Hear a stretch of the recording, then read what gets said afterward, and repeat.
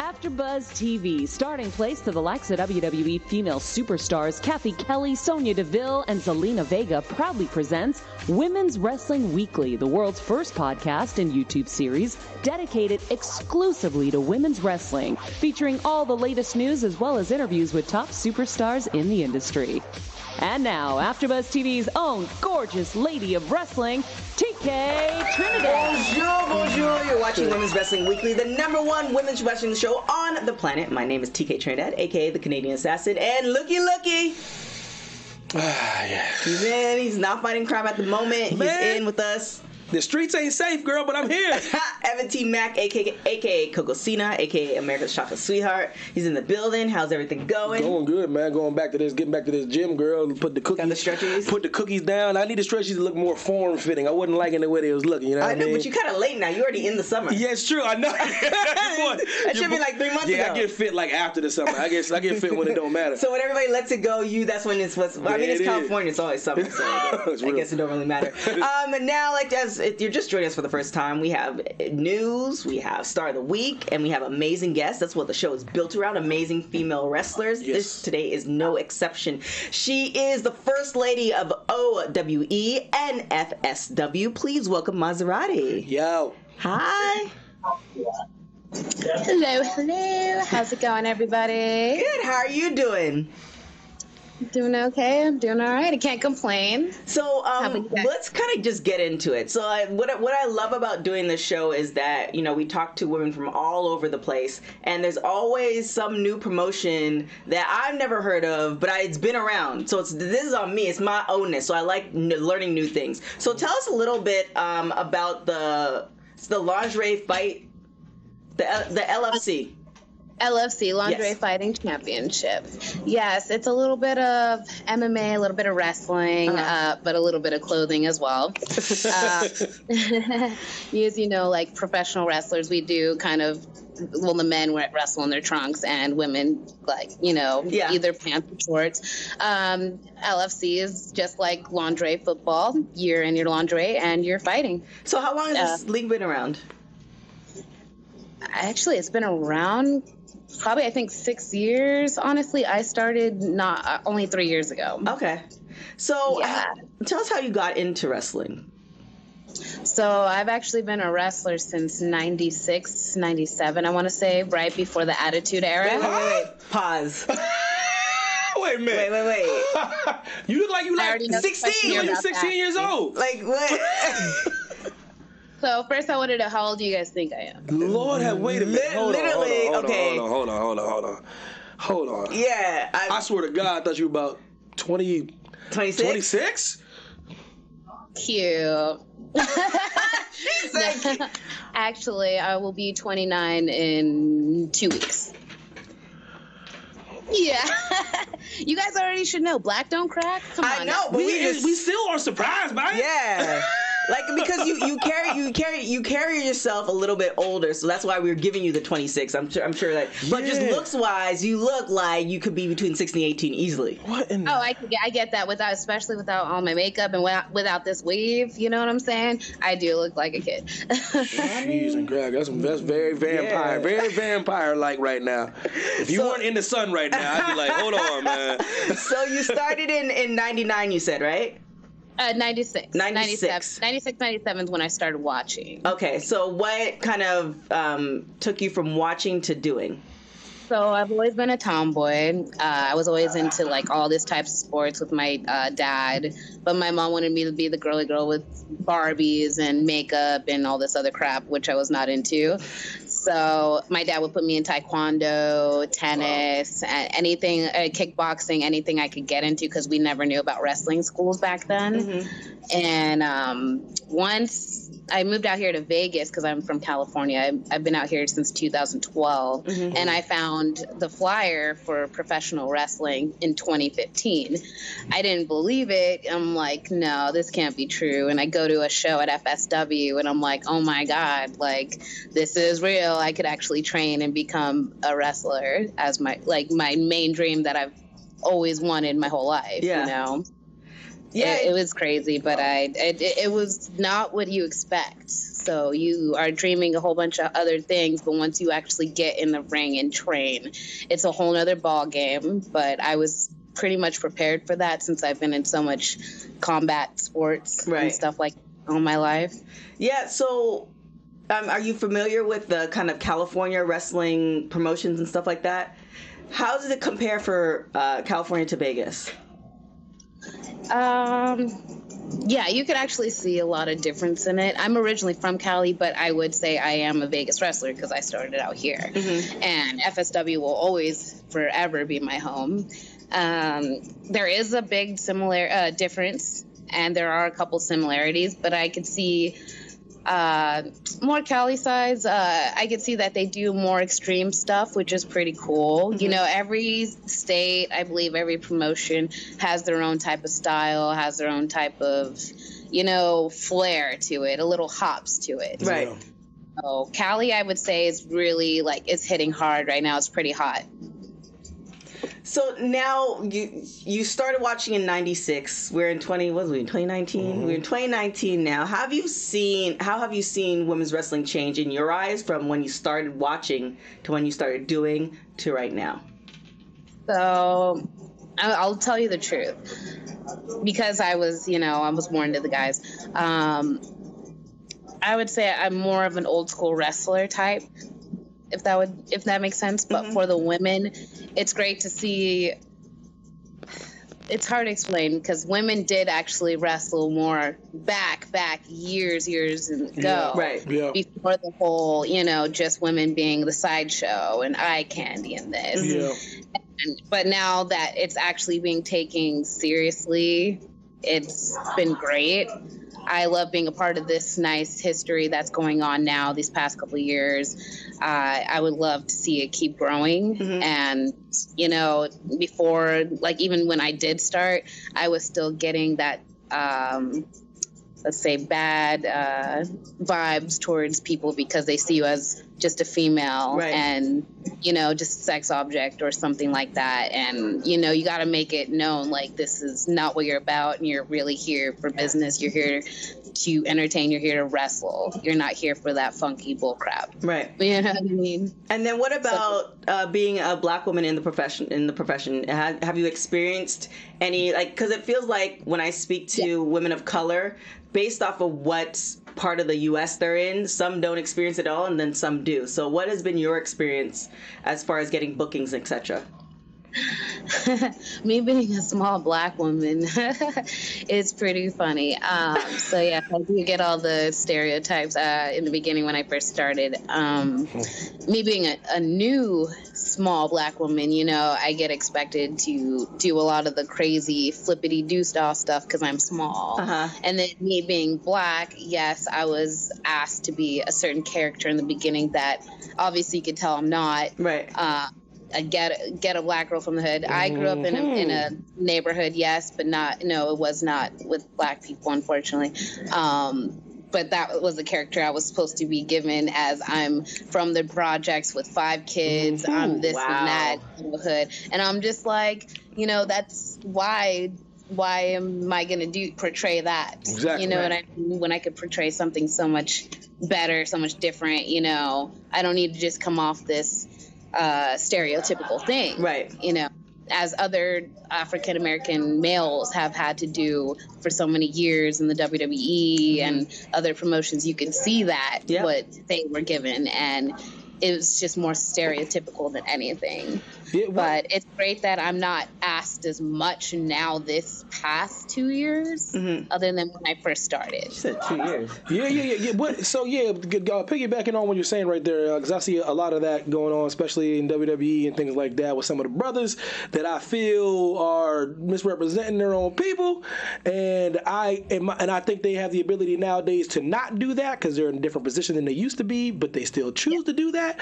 What would you say to people as far as that lack creativity as far as how they portray themselves as African American?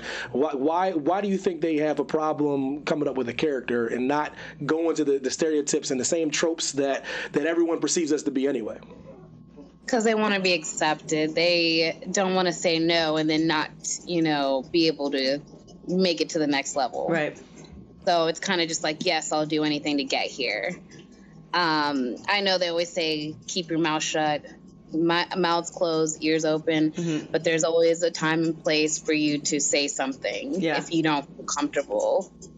And that's what I did in the beginning, and I shut it down real quick. And I'm like, no, I'm not going to do that. You know, this is not me, and that's not what I'm going to feel like doing.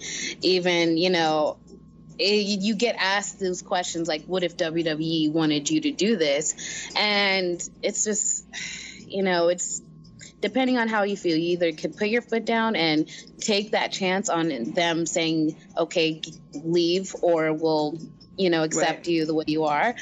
Or, you know what I mean? I've actually had some friends that are in the WWE, and I have some that have left the WWE for those certain things, for their own race. And and it was crazy stories, you know what I mean? And it's sad to hear that, because, you know, like, let's face it, WWE is pretty much the mark of, like, what everybody wanted to be a wrestler for. And just those little that I've actually found wrestling on the outside before WWE, WWF, it's different. But for those who really trying to get in WWE, like, or just in general to try to make a name for themselves, you know, it's a thin line to know where you would take a stand and say say what you have to say. Absolutely. So I saw a lot of your matches, but I saw the one with Zeta Zhang, friend of the show. She's another one who's been on the show twice. What was that match like? I really enjoyed that match. It was just one of those things where, because I guess which one we wrestled like 100 times. Oh my gosh! I think it might have been the most recent one. You guys were outside. We were outside. Yeah, it was a ring outside. Was that in China or was that out here? I think it was out here. Yeah, it was out here because the people were screaming. They were obviously Zeta fans, because I was like, oh, they don't. Okay, like I already knew whose team they were part of. But yeah, it was out here. But what I liked about, I guess, that particular matchup, maybe because you guys have wrestled several times, like because I know her, it's like she was able to introduce you to me as a watcher of the match, if that makes sense. Yes. And oh man, I love Zeta. So yeah, she's actually very helpful. I could say that we've grown together. Her being my roommate out in China for the OWE was great. Wow. We both learned a lot, you know, about the industry with each other, and, you know, giving each other's advice. And she's a very humble person to have around, I would say, because there's a lot of cattiness. There's a lot of people that want to see you fail, and they will tell you something totally different just to see you, like, you know, screw up. Right. And then there's people like Zeta who are really there humbly to help you advance. Yeah. And I love her to death. I have nothing bad to say about her. Passionate about the sport. So you went overseas. Is there anywhere else that you want to go as far as travel-wise? Yes, I definitely want to hit the UK. That's my main spot right now. The UK, Japan, and Canada. Those are my first three. Nice. Dope. I like that. Now, you have a lot of pictures of your boyfriend on your IG. And so I looked them up. So, Nick Bugatti. And your name is Mazzerati. So, was this a planned thing? How this all... I mean, you guys obviously look very much in love. I mean, if he's not really your boyfriend in real life, I'd be very shocked. But, you know, how did this all come about? So yes, actually, I everybody always asks this story. This is a funny story. When I first started training, I always wanted to be that badass chick. You know, like Lita was my girl, so I wanted to be that badass, doing the moonsaults, doing all the cool shit. I'm sorry if I'm. No, you're good. You're good. Cool. So my trainer and our promoters, like, oh, you know, like they saw me training a long time, but, you know, I wasn't ready to actually wrestle yet. So they're like, oh, let's put you with Nick. And Nick had asked me to be his valet. And at first I'm just like, I don't like his character. Like, he's so grimy and greasy. I'm just like, I want to be that badass bitch that like does all the cool stuff. Right. And he's like, But then after us talking, and I'm like, all right, I'll give it a shot, you know, because that'll help me understand the being like around the ring more before I actually get in. Mm-hmm. And it actually turned out well, like, because that's when they first threw the whole, you're going to be Maisha with 5 kids from the hood and this and that. And, you know, Nick's going to slap your butt in the ring and this. And I was just like, backspace, delete that. She said, no. I'm stealing that. No. I'm stealing that, by the way. Yes. But seriously, yeah, no, I gave it a shot, and we changed a whole bunch of things around. If you see our entrance, no, he does not touch the butt, because, you know, we got to keep it clean up in the ring. But we're able to switch our whole thing and make it our own. Mm-hmm. And I think that's what actually helped us as an on-screen couple. And then because of how well we work together, helped us work off as being an off-screen couple. Oh, all right, all right, cool. So wait, did he give you the name, or you decided on the name for both of you guys, or how did that? No, my trainer and my promoter actually threw me that name, Maisha Mazzerati. I was just like, we're gonna cut the Maisha part, you know? Yeah. That was a good decision. Maserati. Okay. And then the Bugatti was also the trainer or the promoter's idea too? Yeah, so it was the promoter, Joe. I love him to death, but his ideas are sometimes crazy. But he's okay with how we have been able to skyrocket our own and make our own path. And I believe the path that we chose has definitely bloomed and helped us along the way with our relationship inside the ring and outside of the ring. Yeah. I mean, social media wise, y'all look popping, so congratulations. Oh, yeah. Now tell me about your Women of Honor experience. What was that like? Oh my gosh, I love it. I've worked for them. I've wrestled 3 times for them already, and I've helped with ring crew and done backstage and front page like a good amount of times now. Mm-hmm. But working with them, wrestling with them was 3 times already. They are amazing. So I'm not trying to crap on anybody, but hearing people that come back from the WWE or the tryouts or wrestling for them, they come back saying they walked on eggshells. And I always felt that when I went to the ROH tryouts or when they would be around and I would, be around. But being around the people in Ring of Honor, they help you out so, genuinely, if that makes sense. You first go in all nervous, but then right after you're just like, oh my gosh, like everybody's so cool, everybody's so helpful. The girls aren't catty, they're actually like there to help you out. And you need that because around the world there's so many people trying to like shut you down and make sure you don't make it to the next level. But Ring of Honor people, they've been there the whole time, like Bubba, Mandy Leon, Kelley Klein, they've all been there to reach out to me and be like, my ears are open to you. What do you need to know? And I'm just like, thank you. You know what I mean? So it's definitely a company I would love to actually work for full time. Yeah. I would actually choose that over WWE. I would say that on the record. Okay. Yeah, because a lot of people that we've interviewed from ROH, they just seemed to have so much experience that it's just like, I don't know if they're living a better life than WWE. I don't know what it is, but it's just the wealth of experience that the people we've been interviewed from ROH is just different. Now, is there anybody that you want to have matches with that you haven't had a match with yet?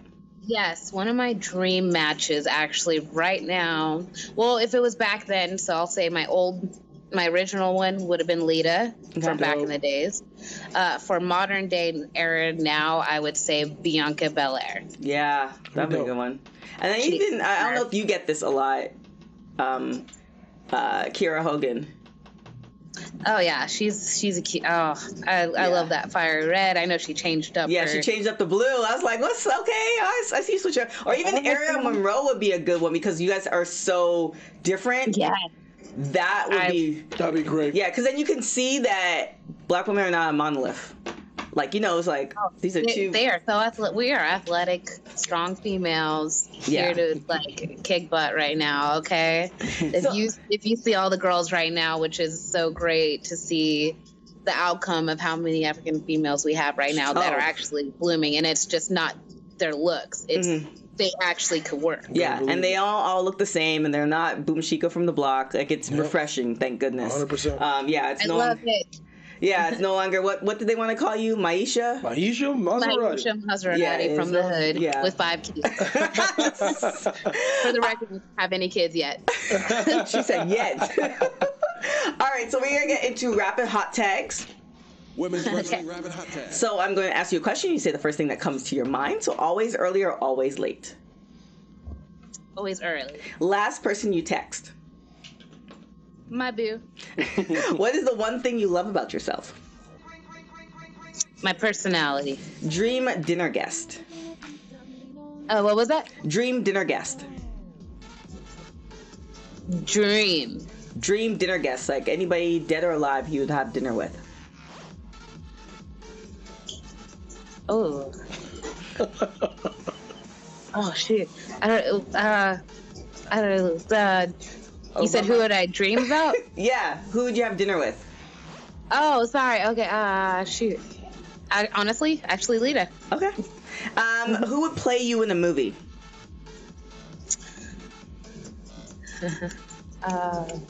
Gabrielle Union. Awesome. Last show you binge watched? I'm binge watching Law and Order SVU as we speak. Oh my God, isn't that like 23 seasons or something? 757,000 episodes. I just got hooked on it by one of our other wrestlers, Spider Warrior from FSW. It's a good show. Yeah, it is a good show. You can literally sit and watch that for like 3 months. I cry every episode. Yes, it's crazy, and there's so many. We'll get on to all that. So that's a whole nother conversation. If you could have one meal for the rest of your life, what would it be? Final spaghetti. Meal. Spaghetti. And if you can listen to one album for the rest of your life, what would it be?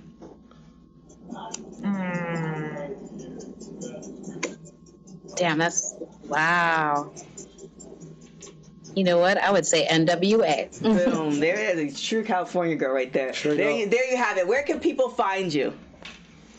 You could call me, hit me up on Shayna Lazarus for Instagram, and Shayna Marie Lazarus on Facebook. And you're not on Twitter. Why aren't you on Twitter? I know. I've been told to get a Twitter for over a year now. Yeah, you need to get. That's where the talking happens. I'm trying to get it together with all these other social medias right now. She's like, let me live. Let me and Gotti live. Let us drive away in the sunset. Thank you so much for coming on the show. Anytime you are in California, please let us know. You are definitely invited to the studio. You are an official friend of the show. So if you have any news for us, if you want to announce your first baby, you want to announce you got signed like full-time to ROH, you are more than welcome to hit us up. We will have you on the show. You can make that announcement. You are definitely a friend of the show right now. Thank you. Guys, I will definitely be in California. I know next month for Inoki Dojo, so I will definitely text you and see if I could. I'm probably gonna have the whole weekend out there, so I'll be out there. All right, boom. Let us know. We'll definitely come out and support. Thank you so much. Thank you, guys. You guys have a wonderful day. You too. Thanks. Bye. Bye. You imagine like Kira Hogan when she came on. That'd be dope. She was like, "Man, I'm old." Yeah, that was. If you don't know what show, what episode, go back to WPW Kira Hogan. I think like the first 15, 20 minutes, she was saying she's old and she's old. Stop the 24-year-old or something like that. Anyways, cute girl. She's been around for a minute. So definitely looking forward to the rest of her career. So many. I mean, just sweet, well-spoken young lady. So let's hit the star of the week real quick. Yeah, man. This week's Women's Wrestling Star of the Week is Delmy XO. See, XO and her sister, Ashley Vox, were both born in Providence, Rhode Island. They trained together under instructions of local professional wrestler Doug Summers. Vox debuted as early as November 2014. XO debuted the following year, May 2nd, 2015, in Hadley, Massachusetts for Pioneer Valley Promotions. There she wrestled in a dark match and lost to Toxis. In her rookie year, XO went on to compete in the New England territory in promotions including Blitzkrieg Pro, Lucky Pro Wrestling, Elk Mania Promotions, and New England Championship Wrestling. EXO first appeared in Queens of Combat on February 18, 2017, QOC 17, where she and Ashley Vox teamed as Team C-Stars, competed in the QOC Tag Team Championship Tournament, where they were eliminated in the first round by Lucha sisters Leva Bates and Mia Yim. On that same date, she later returned to QOC 18, where they lost her tag team match against the fellow twins, Eddie McQueen and Ricky Caltado. At Fight Girls Queens of Combat, Team C-Stars defeated the fellow twins in a rematch. Team C-Stars returned on January 20, 2018, QOC 20, where they lost the tag team match against Ruthless Ambition. So basically with her, she's kind of like her and her sister have kind of formed a faction, and that's kind of how she started gaining her steam. And she has a lot of her matches with her sister as Team C-Stars, and in just a short time that she becomes going to many different promotions, and if she continues at this pace, I think her recognition will only increase. If you want to watch a great match, Ashley Vox, Delmi EXO, the C-Stars versus Diamond Dogs is intergender tag team match that is well done. WWE, you guys got to get with this intergender tag team match thing. Every time I click on a new female like EXO or somebody like her sister, they're fighting intergender, and and it's clean and it looks good, and and they go hard, and these women are complaining or crying or they're just going hard. Yeah, and it's so look for Delmi EXO and her sister and the Team C-Stars to start making a little bit of steam in probably the more well-known promotions, Ring of Honor, Women of Wrestling, possibly AEW. I think it's only a matter of time. Yeah, well, people fail to realize just because somebody's big doesn't mean that they're always going to be the winner. Yes. There are a lot of big people who can't fight. Yes. it's a small one sometimes you have to worry about, because they pop off because they're so used to fighting, because people are challenging them so often. So those storylines are still believable for intergender. You can make it work, guys. You can make it work. That it just requires a little bit more effort and planning, but it's definitely doable. I always feel like WWE's worst fear is a female to get hurt by a male on live TV. I think that's what they're worried about. But they're professional athletes. That's what they forget, man. These ladies go hard, boy. Yeah. And that's the thing, though. I think if they were to count the injury rate, like how many people get injured with something that they've done versus something that's done to them, it'd be totally different. So true. So, but you know, that's from an athlete's perspective. A lot of people don't know. That's a totally different thing. Who are we? I don't know nothing. Two people in the studio just talking women's wrestling. Yeah. Man. Where can people find you, Mr. Evan T. Mack? Evan T. Mack, Instagram and Twitter, man. I'm on the twit every now and again. I tweet. I face chat. All right, y'all. If you are not following us, follow us on Instagram and Twitter at WPW Weekly. Please. If you want to see any female wrestlers that we haven't gotten to and you want to see them like ASAP, hit us up. DM us. You can DM me at TK Trinidad. If you are not subscribed to AfterBuzz TV on the YouTube page, make sure you do that. Leave a comment. Also, give us 5 stars on iTunes and Spotify and all that other good stuff. We really appreciate you guys. Without you guys, from day 1 to starting the middle, we are currently in season 3. Without any of you guys, we wouldn't be the #1 women's wrestling show on the planet. We are consistent, folks. Check the records. Check the facts. Other than that, we love you guys so much. We will see you guys next week. Ciao. From executive producers Kevin Undergaro, Maria Menounos, Phil Svitek, producer TK Trinidad, and me, Mark Donica, your voice of AfterBuzz TV Wrestling. We ask you to rate and comment on iTunes, subscribe to AfterBuzz Wrestling on YouTube, and find us on all social media. Thank you for watching Women's Pro Wrestling Weekly. See you next week.